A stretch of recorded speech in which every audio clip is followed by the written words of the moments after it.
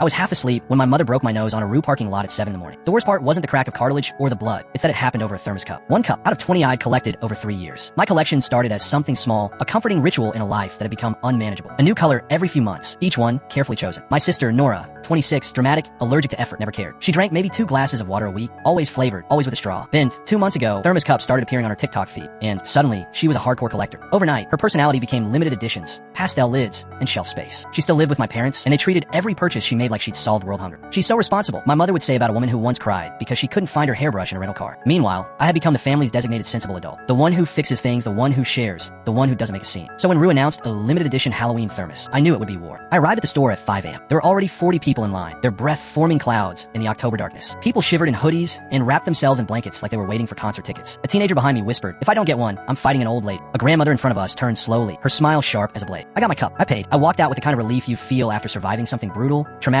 but somehow acceptable, like renewing your passport or a root canal. Then I heard it, my name, scream, echoing across the parking lot. I turned and saw hell approaching. Nora was sprinting toward me in flannel pajamas, one slipper missing and the other flapping violently with every step, slapping the asphalt like a metronome of chaos. My mother stormed behind her in a robe that was only intermittently closed, exposing flashes of pale skin against the dawn light. Their faces were contorted with the kind of rage you see in people who've just discovered betrayal. They must have jumped out of bed the moment they saw my Instagram story. The photo of my cup still in its bag, the caption, just a single jack-o'-lantern emoji. 30 seconds of posting, and I'd summoned a family apocalypse. Nora reached me first, grabbing my shoulders with fingers that dug in like talons, like someone trying to stop a plane from leaving without her. "Oh, thank God," she gasped, her breath hot and desperate on my face. "Give it to me, now, not asked, commanded." "No," I said. The word hung between us, small but absolute. "Are you serious?" My mother had caught up, panting, her robe now fully open over her nightgown. She didn't bother closing it. Nora needs that cup. She was up all night, refreshing the website. "I was here 5 a.m., I said. "But she has a collection," my mother said, as if this explained everything, as if this was logic, as if my 20 cups over 3 years had somehow been erased the moment Nora decided thermoses were her new personality. So do I. Nora's face crumpled, actual tears now, streaming down her cheeks. And for a moment I felt it, that old instinct to fix, to smooth, to make everything okay for everyone except myself. "You don't understand," Nora sobbed. "I need to post it. I promised my followers. They're waiting for the unboxing video. They're waiting for me to what? Subscribe to your channel and comment." The words came out harder than I intended, sharp enough to cut. My mother stepped forward, and that's when it happened. She reached for the bag in my hands, I pulled back, and her elbow, accidentally or not, I'll never know, smashed directly into my nose. I heard the crunch before I felt the pain. Then came the blood, hot and copper tasting, running over my lips and chin. The bag fell. Nora lunged for it. I stood there in a Rue parking lot at 7 in the morning, blood soaking into my shirt, watching my sister clutch a Thermos cup like it was the last helicopter out of Saigon, watching my mother fuss over her instead of me, and I understood something fundamental. I was never getting my nose fixed, but I was done fixing everything else. I turned and walked to my car, leaving them there with their prize, my blood still on my mother's elbow, and I didn't look back.